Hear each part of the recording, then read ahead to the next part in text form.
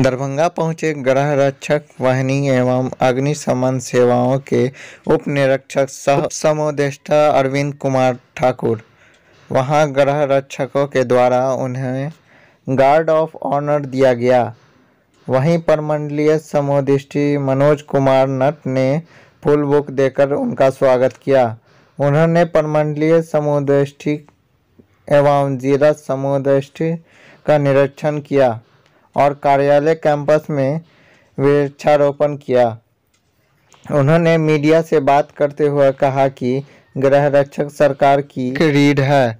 सभी कार्यालय सड़कों पर ग्राहक रक्षक कर अपनी सेवा दे रहे हैं। वह स्मार्ट बनाने के लिए सभी जिलों में प्रशिक्षण दिया जाएगा और उन्होंने विशेष तौर पर गृह रक्षकों की बहाली पर जोर दिया। उन्होंने कहा कि 2011 के बाद अभी तक बहाली नहीं हुई है। जल्द से जल्द सभी जिलों में होमगार्ड की बहाली हो। बिहार राज्य अग्निशमन विभाग सह समादेष्टा बिहार गृह रक्षा वाहिनी विभाग के पदाधिकारी का यहाँ आगमन हुआ। पूरा क्या कार्यक्रम था, क्या कहेंगे आप? बेसिकली यह कार्यक्रम बेसिकली ये रखा गया था कि यहाँ पर क्या क्या उपलब्धियाँ हासिल हुई है और यहाँ के कर्मियों के लिए और आम जनता के लिए क्या कल्याणकारी कार्य हुआ है इस विभाग की तरफ से, इसके संबंध में समीक्षा की गई। क्या कुछ समीक्षा में रखा गया था और क्या बात हुई? समीक्षा का रखा गया कि यहाँ पर कितने मॉक ड्रिल्स हुए और कितने लोगों को बचाया गया, जानमाल की क्षति हुई, किन जगहों पर अग्निबूथ की आवश्यकता है उसको रखा जाएगा।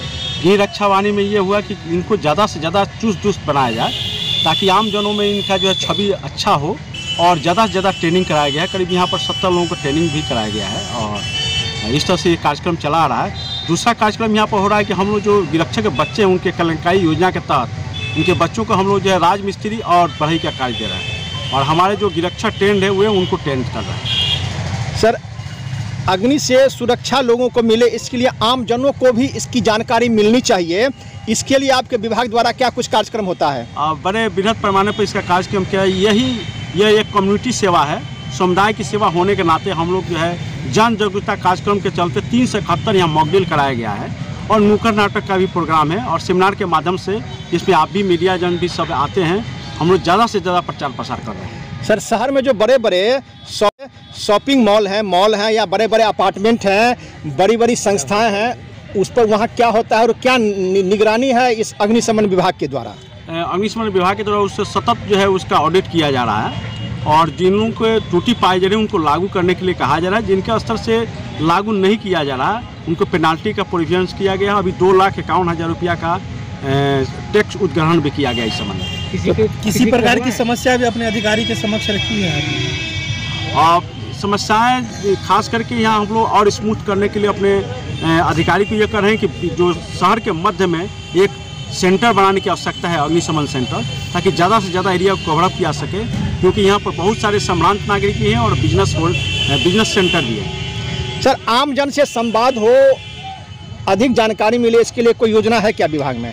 इसके लिए योजना है कि अभी इसके लिए प्रावधान बनाया गया है और इसके लिए अलग हेड बनाई गई है हमारे महासमादेष्टा महोदय का स्तर से, ताकि ज़्यादा से ज़्यादा लोगों के बीच में जाकर मॉक ड्रिल किया जाए, नुक्कड़ नाटक किया जाए और ख़ास करके रिमोटेस्ट एरिया में भी इस प्रचार प्रसार किया जाए ताकि ज़्यादा से ज़्यादा लोग इस विभाग से जुड़ें और समुदाय की सेवा के जो हम लोग का ध्येय है उसको सार्थक बना सकें। नाम बताया जाए। कहा जाता है कि होमगार्ड एक सरकार का बहुत बड़ा एक शाखा है और सरकार का एक रीढ़ है। आप सरकार से अपने डिपार्टमेंट के लिए क्या कुछ सरकार से डिमांड करना चाहेंगे, कुछ इस तरह का? और मैं यही अपने विभाग से अनुरोध करूंगा कि जितने भी होमगार्ड के सेंटर्स हैं वहाँ पर उनका भवन भूमि आवासन की बेहतर सुविधा हो, उनके बच्चों के लिए शिक्षा की सुविधा अच्छी होनी चाहिए और समय समय पर जो सुविधाएं पुलिस के समकक्ष दिया जाता है वह गिरक्षकों को भी दिया जाना चाहिए। क्योंकि मेरा अपना 20 साल का अनुभव है कि गिरक्षक काफ़ी 35% संख्या में कार्य करते हैं और इन पर जो व्यय होता है वो मात्र 1.9% होता है। तो इस हिसाब से अभी इन लोगों की बहुत सारी सुविधाएं उपलब्ध कराई गई है और इसमें जो है लगातार हम लोग को कोशिश है कि ज़्यादा से ज़्यादा इनका कल्याणकारी कार्यक्रम। नाम बताया जाए। मनोज कुमार नट, जिला समस्ता जिला अग्निशमन पदाधिकारी दरभंगा। और हम चाह रहे हैं कि होम गार्ड को स्मार्ट बनाएं, चुस्त दुरुस्त बनाएं, जबकि पूरे बिहार में लॉ एंड ऑर्डर जो है हमारे होम गार्ड के ही कंधे पे चलता है। आप जिस थाने में जाइएगा तो हर जगह होम गार्ड मिलेगा। तो चूंकि अपने जिला की बात है और मधुबनी जिला के बगल में, हम चाहते हैं कि जो वैकेंसी वगैरह एग्जिस्ट कर रहा है अभी तक, तो उस पर बहाली मैक्सिमम होम गार्ड का हो और उसको फिर प्रिविलेज मिलता है। बिहार पुलिस बहाली में, अदर बहाली सब में उसको प्रिविलेज मिलता है। तो 11 के बाद से जो है बहाली नहीं हुई है, तो उस सबको भी रिव्यू करके हम चाहेंगे कि अपने कार्यकाल में पूरे बिहार में 15 जिला में ही 11 के वैकेंसी का बहाली हुआ है। रेस्ट जिला में मेरा यही मिशन है कि रेस्ट जिला में भी सारे होमगार्ड बहाल हों। और अपने दरभंगा जिला में तो 11 का हो चुका है, मधुबनी बचा हुआ है। तो हमने कह दिया है पहले ही मनोज को कि मधुबनी में भी प्रायोरिटी बेसिस पर वहाँ भी होगा। अभी चूंकि कोरोना काल के चलते हम लोग थोड़ा ये हो रहा है। और यहाँ 11 के बाद से जो वैकेंसी एग्जिस्ट कर रहा है उसके बाद उसको भी बहाल करते हैं, मैक्सिमम बहाली हो, यही हमारी इच्छा है। सर, कई सारे समस्याओं का निदान करने के लिए हमारे अभी डीजी मैडम शोभा उत्कर मैडम हैं, वो चाहती हैं जो हमेशा माने कुछ हम करें होमगार्ड के लिए, तो सबका ईपीएफ कटौती होता है। जो लोग ड्यूटी करते हैं ईपीएफ कटौती होता है। तो रिटायरमेंट के समय 1.5 लाख का बेनिफिट जो है हम लोग हर, वैसे जिनका 20 साल का कार्यकाल पूरा हो गया तो रिटायरमेंट के समय उनको हम 1.5 लाख का ये चेक जो है अपने मुख्यालय के तरफ से नहीं, एकदम त्वरित गति में जो है वो जमीन का हस्तांतरण होगा और वहाँ हमारा अपना जिला समादेष्टा का कार्यालय बनेगा। कब तक उम्मीद किया जा सकता है कि ये देखिए, जमीन मिलने के बाद फिर हमारा वहाँ इंफ्रास्ट्रक्चर भी बनाना है ना। जमीन हमको डीएम साहब दे देंगे, उसके बाद उस पर इंफ्रास्ट्रक्चर भी तो खड़ा करना पड़ेगा ना। ये तो दरभंगा महाराज का था बनाया, लेकिन अब नया इंफ्रास्ट्रक्चर बनाने में इट विल टेक टाइम। लेकिन हम लोग उसको उस पर गति लाएंगे और वो मेरे ही कार्यकाल में ये स्थानांतरित हो जाएगा। इसके लिए आप योजना है हर एक अनुमंडल स्तर पे जो है हमारा जो है अनुमंडल स्तर पर तो अभी चल रहा है। हाँ, लेकिन और गाड़ी छोटी छोटी गाड़ियों का जो अभी देख रहे हैं ना, छोटी छोटी गाड़ियों का, ये छोटी छोटी गाड़ियां इसीलिए है जहाँ बड़ी गाड़ी नहीं पहुंच पाएगी वहाँ छोटी गाड़ी जाएगी। इसी के लिए जो है मैक्सिमम काम ये डीजी मैडम के रिजीम में होगा। और होम पुलिस की तरफ से भी जो है CS होम का भी हम लोग को काफी सहयोग मिलता है। कोई काम पेंडिंग सरकार के स्तर पर नहीं रहती है। सर, आप आने देंगे तो उसमें क्या ट्रेनिंग अभी हम ट्रेनिंग सेंटर मुजफ्फरपुर देख के आए हैं और सहरसा भी हमारा बरियाही में 15 एकड़ का है, वहाँ भी ट्रेनिंग सेंटर है। तो जब तक ट्रेनिंग नहीं देंगे तब तक स्मार्ट कैसे दिखेगा?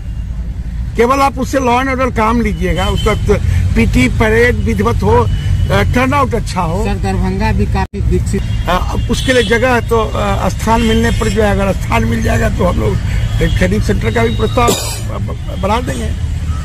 स्थान जमीन मिलना जो है आजकल ये है, जमीन हमको सरकार दे देगी तो हम लोग ट्रेनिंग सेंटर के लिए जो है, मैडम तो चाहती है जो मैक्सिमम ट्रेनिंग सेंटर बने जहाँ की हमारे जो है होमगार्ड ट्रेंड हो और ट्रेनिंग देने के बाद ही उसके टर्नआउट में जो है परिवर्तन आप निकालिएगा। नहीं, हम तो अपने ही अथी से हम लोग जो है रिटायर्ड सुबेदार सबको ले रहे हैं। आर्मी के जो है वो आज उन लोग का भी इंटरव्यू चल रहा है, तो वो आर्मी के रिटायर्ड जो हैं सुबेदार और हवलदार वो आके हमारे जवानों को ट्रेन करेंगे और हम उसी में से मास्टर ट्रेनर निकाल के अपने ही जवान के लॉट से मास्टर ट्रेनर निकालेंगे और मास्टर ट्रेनर से फिर जो है ये ट्रेनिंग का सिलसिला जारी रहेगा। फिर रिफ्रेशर कोर्स है, रिफ्रेशर कोर्स में भी ट्रेनिंग का ही पार्ट है, तो ये हम लोग करेंगे। एक समस्या रहती है, देखिए जहाँ हमारे हमको देना है वहाँ तो कोई दिक्कत नहीं है, लेकिन जो विभाग में जैसे जेल में हमारा ड्यूटी करता है जवान और उसको समय पर नहीं मिला तो हमने जेल आईजी से बात किया, वो सारे VC करके सारे अपने जेल सुपरिटेंडेंट वगैरह को डायरेक्शन दे चुके हैं। विभाग में जहाँ जहाँ मेरा कर्मी काम करता है उसके पेमेंट में थोड़ी सी विलम्ब होती है, तो वो अब उन लोगों ने इंश्योर किया है कि 1 से 7 के बीच में आपका डिप्लॉयमेंट जो है हो जाए। सर कितने 20 और 21 से 2 दिन उन लोग का वहाँ सैनिक कल्याण बोर्ड में वहाँ चल रहा है अभी वहाँ, तो वो उसमें जो सेलेक्ट होंगे उनको हम लोग जो है अभी हम लोग 20 को रखे हैं, जो 20 आ जाएं तो उसी हिसाब से हमारा ट्रेनिंग सेंटर आ रहा है।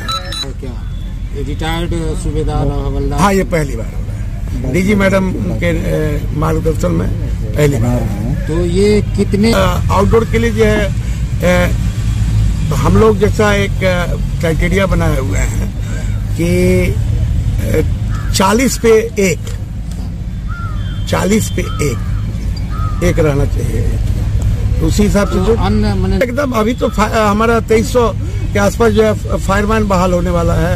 उसके बाद हमारे 500 550 जो है होमगार्ड जो वैतनिक हैं, ये तो जो अवैतनिक हैं वो नहीं, तो जिनको सैलरी है वो, और उसके बाद 60 अभी हम लोग चालक सिपाही का 27 तारीख को हमको 60 मिल गया है, चालक होमगार्ड में जो है बहाल होके आ गया है। अब उन लोग को जो है इसी महीने में हम लोग 27 तारीख को उन लोग को बुलाए हुए हैं, उन लोग का सर्टिफिकेट वगैरह ये कर सब का है। उसमें गति लाने की आवश्यकता है, ट्रेनिंग सेंटर है उसको एक्टिवेट करने की आवश्यकता है, पर रहेगा जो विशेष रहेगा जो भाई दरभंगा जिला के लिए हम कुछ कर सकें। सोसाइटी को फील हो जो भाई हमारे गिरी जिला का आदमी यहाँ गया है तो कुछ हमारे जिला के लिए करे, ठीक ना। थैंक